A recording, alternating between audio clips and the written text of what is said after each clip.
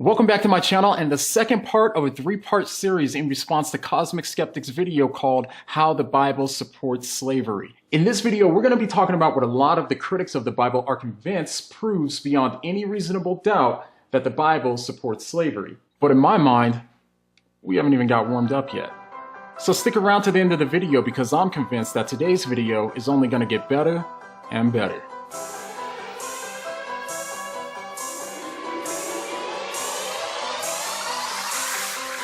Usually when I record a video, I want to hear the absolute best objections and arguments against my position so that way I can take them into consideration before I even record my video. In this case, I watched as many videos from skeptics on this topic as I could find, and what I found is that there's really only two main verses that skeptics use in order to justify their position that the Bible supports slavery. And that's when I realized that those two passages are the very best passages that they have in support of their position. So they really need those passages. They need them like a fat kid needs cake. They need them like Jussie Smollett needed the Obamas. They need them like I need Chick-fil-A on a Sunday. They need them like some online atheists need to call everyone who disagrees with them dishonest. And the beautiful thing is that Cosmic Skeptic's argument is no exception. In the video, he argued most of his position from those two passages, and those two passages are the ones we're going to be talking about today. So, are you guys excited? I know I am. Let's go!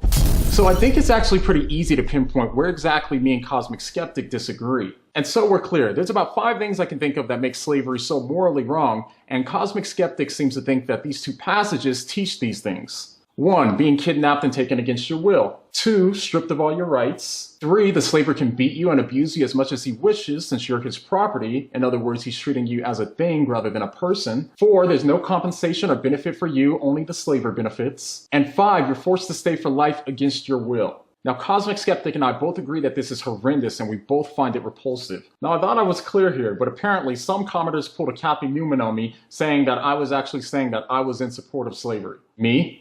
When the Bible talks about slavery, it doesn't always mean what you think it does. Brainless commenters. So you're saying you're a black man who supports slavery. You're a disgusting human being. No, that's not what I said.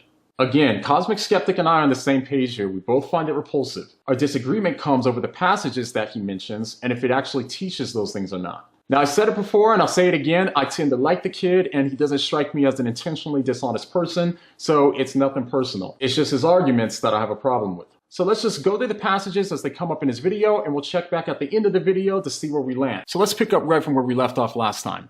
So what kind of slavery are we really dealing with in the Bible? We haven't actually seen any references yet, so let's take a minute to explore what slavery did mean in the Bible and to consider the religious defense that the slavery condoned in the Bible is not slavery as we'd recognize it today. This is a defense that the guy in this video speaks about next, so let's listen. Number 2, the purpose of slavery in the Bible, as we're getting ready to see, was actually designed to help the poor survive, which was the exact opposite of what was practiced in our country for nearly 400 years. This is true.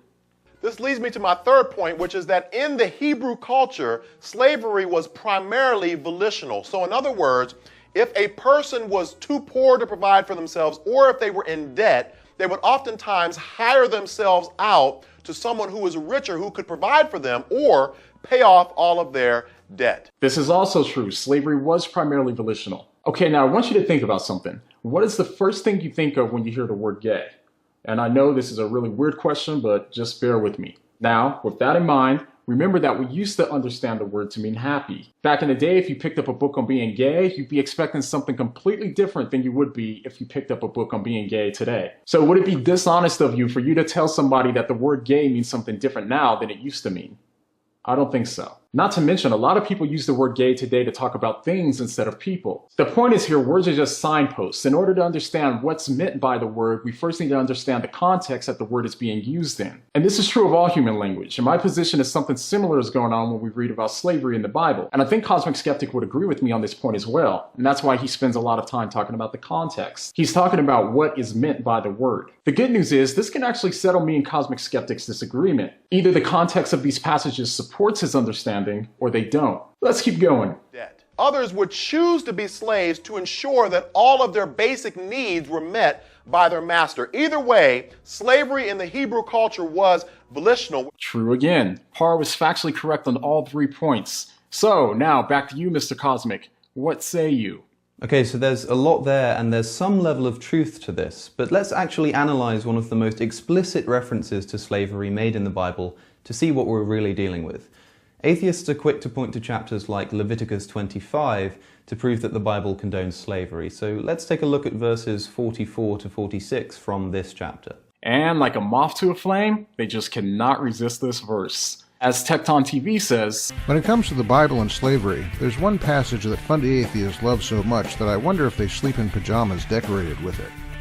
I'm talking about Leviticus 25, 42 through 46. But if this verse and the next verse that we're going to be talking about doesn't prove what they think it proves, then that means that the case that the Bible supports slavery is incredibly weak, because these verses are the absolute best that they could come up with. So let's get back into it. So let's take a look at verses 44 to 46 from this chapter. Your male and female slaves are to come from the nations around you. From them you may buy slaves. You may also buy some of the temporary residents living among you and members of their clans born in your country, and they will become your property. You can bequeath them to your children as inherited property and can make them slaves for life, but you must not rule over your fellow Israelites ruthlessly. That last point, by the way, about the Israelites highlights the tribalism of the Bible, since it's condoning slavery, but only when the slaves are taken from other nations. Well, on the face of it, this verse surely does seem to support his point. As we'll see, he seems to believe that this passage proves the 4 following points. 1. That slaves could be kidnapped from other nations. 2. Foreign slaves can be treated as just property, meaning that they don't have any rights, the owner can abuse them, and the owner can do with them as they please. So in other words, foreign slaves are essentially things instead of people. 3. That foreign slaves were forced into becoming slaves for life against their will. And 4. That the Bible only condones slavery when it comes to foreigners. Now what's interesting is that I understand the passage in almost the exact opposite way. I don't think that the passage supports any of those points. So here's how I understand what's going on in the passage. So when we look at the Hebrew, the people that are mentioned in this passage are called the Toshab, the sojourners, and also the Gar, the foreigners. The Gar and the Toshab are people who come from another land who wanted to find refuge in Israel for one reason or another. Presumably for political reasons, economic reasons, religious reasons, such as they embraced Yahweh, or perhaps they ran away from or were exiled from their nation. So I understand that people in this passage sold themselves into slavery and were not kidnapped against their will. Nor was it commanded for them to stay for life. Instead, it was a permission. So how do Cosmic Skeptic and I come to such radically different perspectives on this passage by reading the same verses? Am I just reading this passage with rose-colored glasses because I'm too scared to see what the Bible actually says? Or is Cosmic Skeptic isolating this verse and reading his modern understanding of slavery into the passage? Now from the outside, just reading this verse by itself, it does look like I'm on the outs on this one. But before we jump to conclusions, let's unpack this just a bit further. So what else can we take from this excerpt? Well, take note of the language used to describe the slaves. Quote, they will become your property. Even if someone is treated well, there's no excuse for considering a human being as property. So the obvious question here is, what is meant by property? As we saw in the last video, the word used for slave, abad or abed, is a morally neutral word and it's not intrinsically negative. Property seems to be similar. On Cosmic Skeptic's understanding of the word property in this passage, the word is clearly derogatory. He seems to think that the word property here implies that a person doesn't have any rights, the owner can do with them as they please, the owner can hold them against their will, and the owner can abuse them. But as we just saw, the passage is about the Toshab and the Gar, the sojourner and the foreigner. His translation says temporary residents among you. The other translations say sojourner or foreigner, which is a lot easier. So going forward to make it easier for all of us, I'm just going to say foreigner. So if we back up just a few chapters in Leviticus, we see another place where God is talking about the same people, the Toshab who's living as the Gar. The passage says, when a foreigner resides among you in your land, do not mistreat them. The foreigner residing among you must be treated as your native born. You shall love them as yourself, for you were foreigners in Egypt. I am the Lord, your God. Interesting. So just a few passages before the passage that Cosmic Skeptic cited, we read that the Israelites were commanded to not mistreat them, to love them as they love themselves, and also to remember that they too were foreigners. Interesting. Interesting indeed. But maybe it was a fluke, who knows? Maybe it was some sort of special context. So let's just go to another book. How about Exodus? In Exodus, we read again, do not oppress a foreigner. You yourselves knows how it feels to be foreigners because you were foreigners in Egypt. Also in Exodus, do not mistreat or oppress a foreigner, for you were foreigners in Egypt.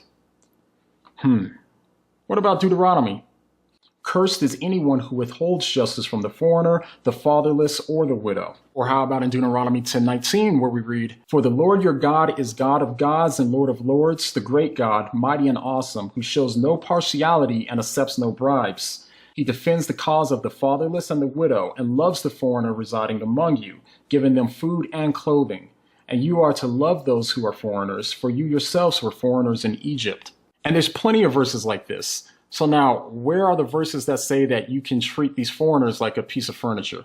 To make matters more confusing, Cosmic Skeptic ends his reading at verse 46, but when we pick up at verse 47, we read how not only could these servants become rich, but they could also own other servants. So let me get this straight. The foreigners were not to be oppressed, were not to be mistreated. The Israelites were cursed if they withheld justice from the foreigners. The foreigners had the potential to become rich. They could also have slaves themselves. And the Israelites were commanded to love them. And not just love them as much as they love themselves. So if we read this verse in isolation, and we also had the concept of slavery in our minds that we learned in school growing up, then it would seem to prove his point. But if we read more than just this verse, then it becomes clear that the word property couldn't possibly mean what Cosmic Skeptic believes it to mean.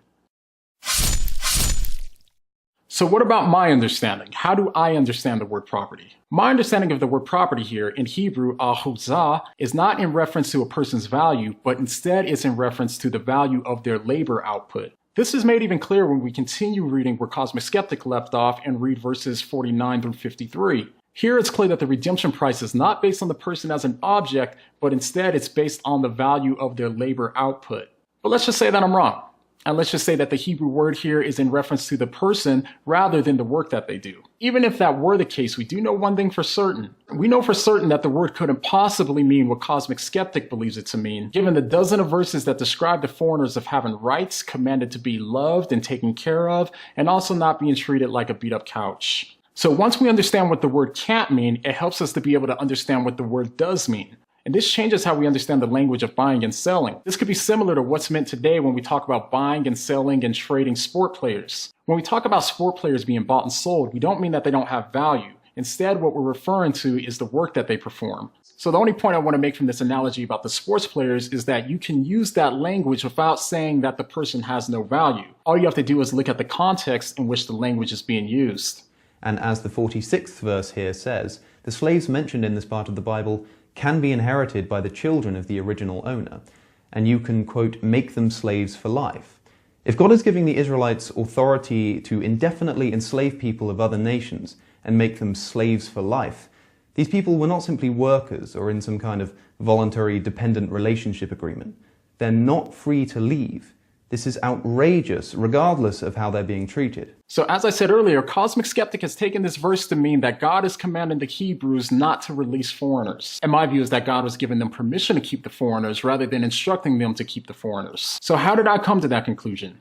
Well, I just took into consideration the context of what's being talked about. So here's what's going on here. This chapter is talking about the year of Jubilee. The verse is right before the passage that Cosmic Skeptic quotes. In the passages, God is talking about the Hebrew servants working until the year of Jubilee and then being released back to their own land. And that the year of Jubilee, all debts are to be wiped free. It's like hitting the reset button on the economy. All debts are canceled and everybody goes home. So then the question arises, how does this work for the foreigner when they don't have any land to go back to? Well, if most or all of them couldn't go back home for whatever reason, then it seems that God's given them the permission to stay permanently if they wish. Notice the language here. Is God commanding them to stay for life? In the passage, God is saying you can or you may. He's not saying that you must or you shall. This seems to be given permission. It's not like earlier when we read in Leviticus where God commanded the Israelites by saying, you shall love them as you love yourselves. In my survey of the words Toshav and Gar, there's only a few times when there were exceptions for the foreigners, and in those times it was directly related to the land. So it had nothing to do with race, it was about the land. So if the foreigners wanted to come stay, they could, and this isn't as grim as Cosmic Skeptic tries to make it out to be, especially given the fact that the Israelites were commanded to love them, treat them good, not oppress them, and so on. But again, I always like to consider the fact that I could be wrong here. So let's say that I am wrong here and they weren't allowed to go and they had to stay for life. Still, we have no indication in the text at all that they were kidnapped or forced to come to Israel against their will. By the way, where does it say in this verse that you can kidnap these slaves from other nations? Take a look. I don't see it. Do you? In fact, there's other verses that give the death penalty for stealing people. The only way that this can even seem like a possibility is if we have the modern idea of slavery in our minds when we're reading this passage. So if I was wrong and that was the case, then it seems that the foreigners are being offered, you can come to Israel, but you have to stay permanently. Not to mention, in Deuteronomy we read, "You shall not give up to a master a slave who has escaped from his master to you. He shall dwell with you in your midst, in the place that he shall choose within one of your towns, wherever it suits him. You shall not wrong him." The other translations say that you shall not oppress him or you shall not mistreat him. So here we read that the Israelites were commanded to take in runaway slaves, not to return them to their masters, that the slave could stay wherever he would like, and that you're not to do them wrong. So perhaps you might be thinking, well then this must be referring to the Hebrew slaves. I disagree. But even if so, then this would fly directly in the face of the other verse that he quotes that we'll be discussing here in a little bit. But hold on, how then do we explain the verse this guy mentions in his video that suggests that slaves can choose whether or not to leave? Let's look again. "But if the servant declares, 'I love my master and do not want to go free,' then he will be his servant for life." I just argued that slaves have no choice in whether to be slaves or not, but this quote from Exodus 21 seems to clearly state that slaves can choose whether to be slaves for life or not. So how do we square this?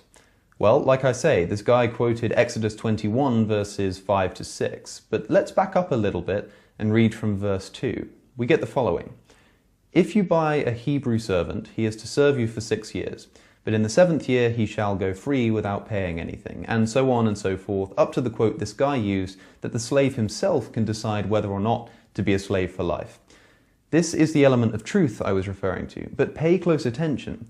These verses are referring specifically to Hebrew servants, not slaves taken from other nations. It's the slaves taken from other nations who are the ones mentioned in Leviticus.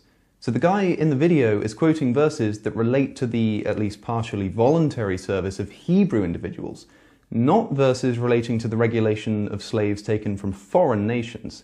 These, the foreign slaves, are the ones who we should be concerned about.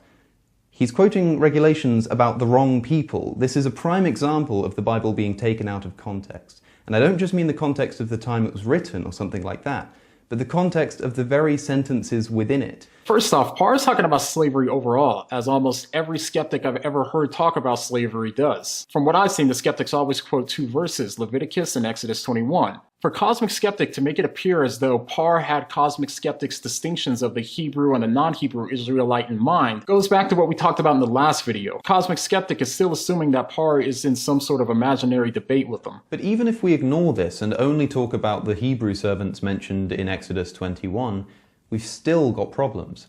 How were these servants treated? Well, let's take a look at one of these regulations, shall we? Exodus chapter 21, verses 20 to 21. And this verse comes just after the one the guy quoted in the video regarding Hebrew servants. "Anyone who beats their male or female slaves with a rod must be punished if the slave dies as a direct result, but they are not to be punished if the slave recovers after a day or two, since the slave is their property." Okay, so it's perfectly permissible to mercilessly beat your slaves with a rod as much as you want, and this should only be punishable if the slave dies as a, quote, direct result. If they get up after a few days, everything's fine. In what world should we consider this acceptable moral guidance? You, Mr. Videomaker, were the one who brought up the regulations on slavery, and you were the one who quoted Exodus 21 to defend your position. All I'm doing is actually looking up the things that you're referencing in the Bible and actually reading what's there. Maybe you should try it sometime. Oh man, where do we start? First, where does it say that this is in reference to Hebrew slaves? Passage says nothing about this only referring to Hebrew slaves. From what I understand, the laws are for everyone, and if there is going to be a difference between the Hebrew and the non-Hebrew, then the passage will specify. Otherwise, it's referring to the laws of Israel, and everybody living in Israel is under that law. But second, he is once again factually wrong. Does this verse say, "It's perfectly permissible to mercilessly beat your slaves with a rod as much as you want. If they get up after a few days, everything's fine"? Is that what this verse is really saying? Or is he once again reading this verse out of context and inserting his modern understanding of slavery into the context? But surely, he can't be reading this verse out of context, could he? Immediately before this passage, and I mean literally just sentences before he quoted the passage, he complained about people not reading the very sentences in the passage. This is a prime example of the Bible being taken out of context. And I don't just mean the context of the time it was written or something like that, but the context of the very sentences within it. He then goes in on Parr, shunning him for being so terrible as to not read the following passages in order to get the right context. All I'm doing is actually looking up the things that you're referencing in the Bible and actually reading what's there. Maybe you should try it sometime. But what happens when we read the verses immediately after the ones that Cosmic Skeptic just read? Well, let's see. An owner who hits a male or female slave in the eye and destroys it must let the slave go free to compensate for the eye. And an owner who knocks out the tooth of a male or female slave must let the slave go free to compensate for the tooth. So what we've learned here is that a slave can go free if he's abused. So it's just wrong to say that he can be beaten mercilessly and be forced to stay. The very thing that he condemned Parr for is literally the exact same thing that he himself is guilty of. You just can't make this kind of stuff up. If he actually took his own advice and just read the next few verses, then he would understand that what he took from the verse 20 and 21, and I quote, "It's perfectly permissible to mercilessly beat your slaves with a rod as much as you want, and this should only be punishable if the slave dies as a, quote, direct result. If they get up after a few days, everything's fine." Then he would have realized how wrong he was. The passage couldn't possibly mean that you could beat a slave within an inch of their life, and as long as the slave doesn't die, then you get away scot-free. So now we have an explicit statement just a couple verses later that says that there is punishment if you abuse your slaves. Now, as funny as this is, we're still left with the question of what's actually meant by verses 20 and 21. Let's read them again. "Anyone who beats their male or female slave with a rod must be punished if the slave dies as a direct result. But they are not to be punished if the slave recovers after a day or two, since the slave is their property." The word being used here for punish is nakam, which is specifically talking about the death penalty as it does every other time in the Old Testament. So all this passage is saying is that if you kill a slave, then you get the death penalty. You take a life, you lose a life. A life for a life. Uh-oh. Is he pulling a Kathy Newman on the Bible? Bible. You kill a slave, you get the death penalty. Cosmic Skeptic. So you're saying we can beat them all we like, even within an inch of life. There's nothing special about an eye or a tooth, by the way. The passage is saying that you can't abuse your slaves. So here we actually have Cosmic Skeptic reading his own context into the verse, looking down on Christians and accusing them of doing the very thing that he's doing. Yeah.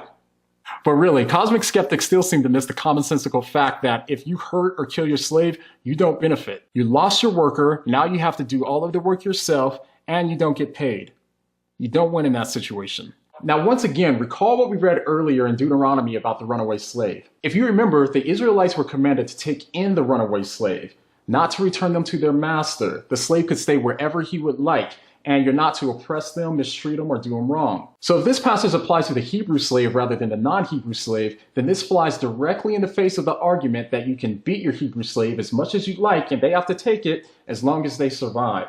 But if the Hebrew slaves were commanded to just take a beating, as he seems to argue for, then why is it that the Israelites were commanded to take them in and care for them if they ran away? Why were they commanded to not return them to their harsh masters and not oppress them, mistreat them, or do them wrong? Looks like they had a way out if they wanted. They could literally go wherever they wanted to go. So at this point, you might be saying, well, then this verse must not apply to the Hebrew slave. But if it doesn't apply to the Hebrew slave, then it would apply to the non-Hebrew slave, the one that we talked about in Leviticus 25:44-46. But if this is the case, it still seems to be at odds with the Leviticus passage as he understood it. He understood the passage to be a command that the foreigners could be treated like a dumpster and forced not to leave. But again, if this is true, then why were the Israelites commanded to take care of them, not to return them to their masters, let them live wherever they would like, and not to do them wrong, mistreat them, or oppress them? If they truly were forced to stay for life, then you would think that they would be punished for running away. But even at that, they're commanded not to oppress them or mistreat them. And that flies directly in the face of the view that the foreign slaves could be oppressed and treated poorly. Once again, this seems to clearly argue against his understanding of the passages, and it seems to fit nice and smoothly with my understanding of the passages. But one more time, let's just consider the fact that I could be wrong once again, and he's correct on his understanding of both passages. So in his understanding, the Exodus passage says that you can beat your Hebrew slaves as much as you like as long as they don't die. And he understands the Leviticus passage to say that you can treat the non-Hebrew slave much, much worse. Think about that. Do you see the issue here? If you can beat a Hebrew slave as much as you want, as long as they don't die, and you can treat the non-Hebrew slave far worse than you can treat the Hebrew, then that would mean that you could kill the non-Hebrew slave, because that's the only thing that's worse than beating them within an inch of their life. But of course this isn't true, especially given all the passages that we read earlier about how you're supposed to love them and care for them and don't do them wrong, and to treat the non-Hebrews the way that you treat the Hebrews. So either way, even if we accepted his apparent misunderstanding of these passages, they still wouldn't be coherent argued in the way that he argues for them. And this is also consistent with the commonsensical fact that you do not hurt or kill your slave. If you hurt your slave, they can run away and they can go stay with someone else, and the Israelites are commanded to take them in and also not to do them wrong. If they get up after a few days, everything's fine. In what world should we consider this acceptable moral guidance? That's a good question. May I be so brave as to say a world where there's no moral absolutes, where all morals are subjective, where morals are illusory, and where they're just opinions? I'm talking about the world that Cosmic Skeptic himself believes that we live in. Imagine if your boss could beat you as much as he wanted as long as you didn't die. It's ridiculous. That is ridiculous. Keep slugging at that straw man, buddy. You're getting them pretty good. All I'm doing is actually looking up the things that you're referencing in the Bible and actually reading what's there. The lie detector test determined that was a lie. Now, if you think about it, if the Bible does condemn kidnapping people, treating them like property, abusing them, and so on, then it seems the Bible does flat out condemn the things that Cosmic Skeptic finds so repulsive about the slavery that he reads about in the Bible after all. You, Mr. Video Maker, were the one who brought up the regulations on slavery, and you were the one who quoted Exodus 21 to defend your position. All I'm doing is actually looking up the things that you're referencing in the Bible and actually reading what's there. Maybe you should try it sometime. You, Mr. Skeptic, are reading Exodus 21 to support your position. All I'm doing is reading them in context and reading what's there. Maybe you should try it sometime. So that does it for part 2. The next part is our final part of the series, in which we're going to be talking about the sex slaves and the racism that Cosmic Skeptic believes is approved in the Bible. So it should be a good one. Hope to see you guys there. So if you're not already in the playlist, go ahead and click right here, and I'll see you guys over at that next one. And what do you mean?